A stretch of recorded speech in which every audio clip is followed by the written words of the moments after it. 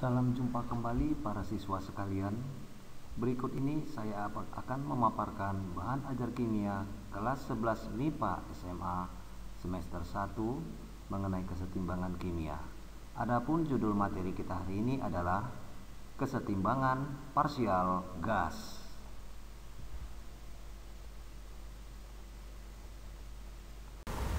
Ketetapan kesetimbangan parsial gas.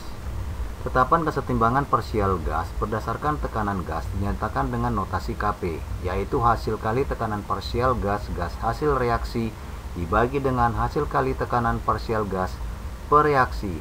Masing-masing tekanan parsial gas dipangkatkan koefisiennya menurut persamaan reaksi Ma tambah Nb setimbang menjadi Pc tambah Qd. Maka rumusnya dapat dituliskan Kp sama dengan Pc pangkat P kali Pd pangkat Q per Pa pangkat M kali Pb pangkat N.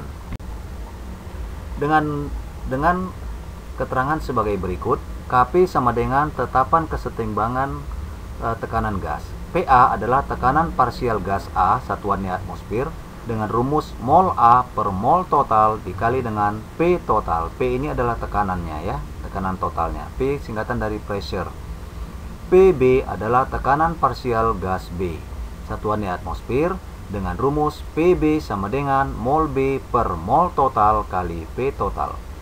Pc sama dengan tekanan parsial gas C satuannya atmosfer, di mana mol C rumusnya adalah Pc sama dengan mol C per mol total dikali P total.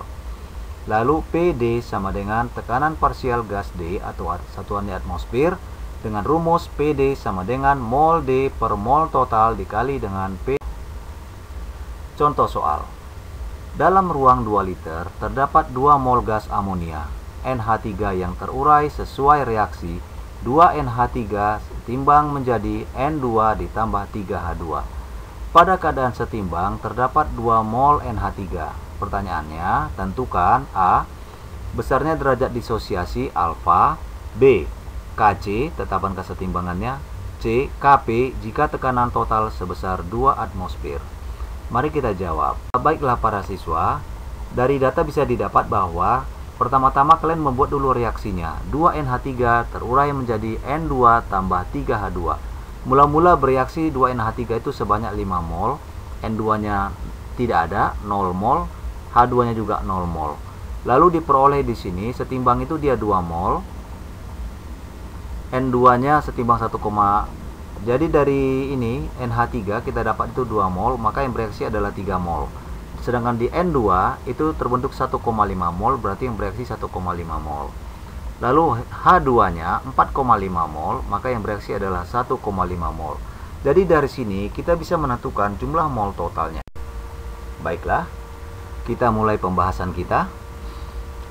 Alfa, derajat disosiasi, itu adalah mol NH3 yang bereaksi atau terurai dibagi dengan mol NH3 mula-mula sama dengan 3/5 kali 100%, hasilnya adalah 60%. Lalu yang B, kita mau menghitung Kc-nya. Kita hitung dulu mol N2 yang bereaksi dan mol H2 bereaksi dapat ditentukan dengan perbandingan koefisien. Itu tadi ya. Jadi mol N2 yang bereaksi adalah koefisien N2 per koefisien NH3 dikali mol NH3 sama dengan 1/2 kali 3 sama dengan 1,5 mol. Mol H2 yang bereaksi adalah koefisien H2 per koefisien NH3 dikali mol NH3 sama dengan 3/2 kali 3 mol sama dengan 4,5 mol.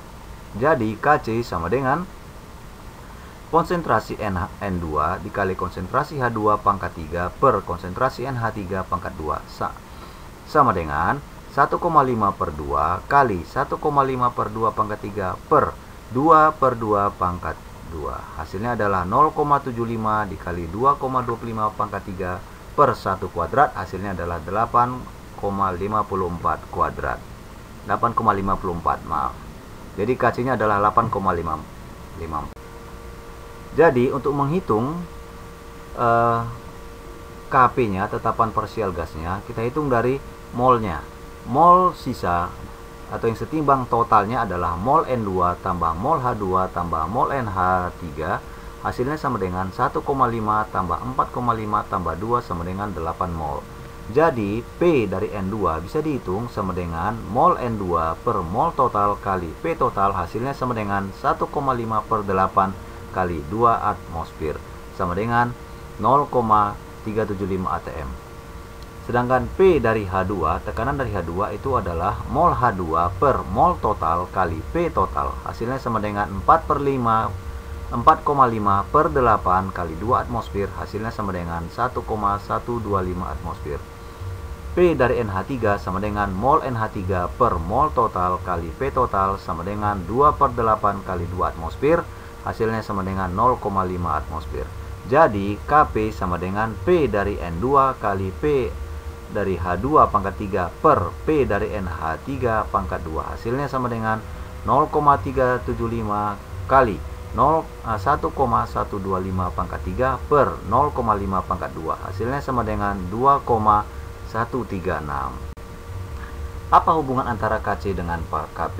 Hubungan antara Kc dan Kp dapat ditentukan berdasarkan rumus Kp sama dengan Kc kali R kali T pangkat C tambah D dikurang A tambah B.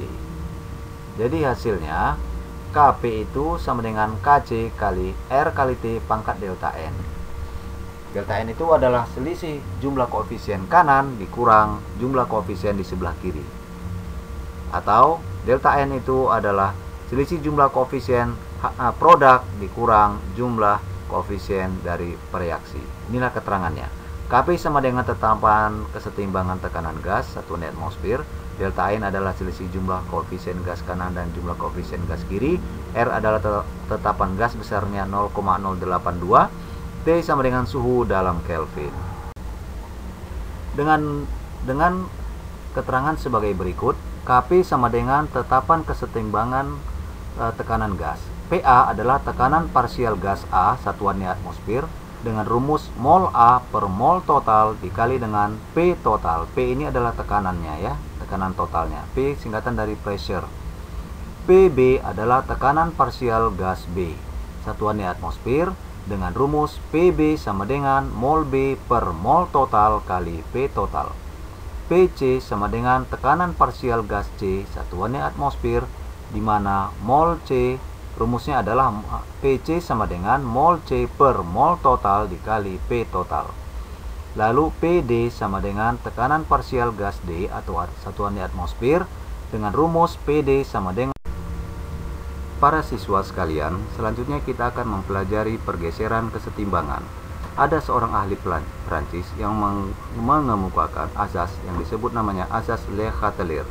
Itu menyatakan bila pada sistem kesetimbangan diadakan aksi, maka sistem akan mengadakan reaksi sedemikian rupa sehingga pengaruh aksi itu menjadi sekecil-kecilnya.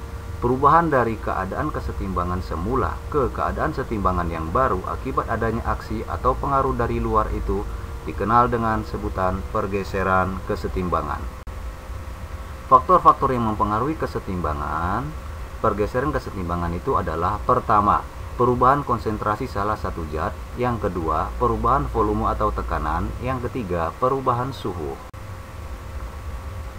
Yang pertama kita akan bahas perubahan konsentrasi. Apabila dalam sistem kesetimbangan homogen, konsentrasi salah satu zat diperbesar, maka kesetimbangan akan bergeser ke arah yang berlawanan dari zat tersebut.